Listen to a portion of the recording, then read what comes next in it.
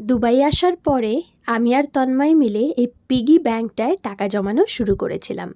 Dubai কারেন্সির ১ দিরহাম, 25 feels, 50 feels এইগুলো আমরা জমানো শুরু করেছিলাম। আমাদের সবার ঘরেই লক্ষ্মীর ভার থাকে, সেরকমই আমার ঘরেও এই পিগি ব্যাংকটা ছিল। যখনই কোনো খুচরো পেতাম এই ব্যাংকে আমরা জমাতাম।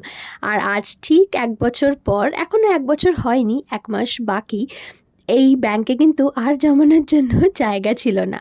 তো আমি আর তন্ময় ভাবলাম ঠিক আছে চলো খুলে দেখা যাক আমরা দুজনে মিলে কত টাকা জমাতে পেরেছি। বলে না বুঁদ বুঁদ সেই পানি ভরতা হ্যাঁ, সত্যি এই কথাটা কিন্তু একদম ঠিক। যেইটুকু আমরা জমিয়েছি এতে আমরা ভীষণ happy. We celebrate every small thing. তারপরে তোমরা লং ব্লগ দেখলে জানতে পারবে আমরা ঠিক কত টাকা জমিয়েছি। তারপরে তন্ময় আমার জন্য চা এনে দিল রাত্রেবেলা, আর ও খেলো আইসক্রিম। এইভাবে সুন্দর একটা সন্ধে কাটালাম, রাত কাটালাম রাদার। টাটা, ভালো থেকো, সুস্থ থেকো, লোডস অফ লাভ।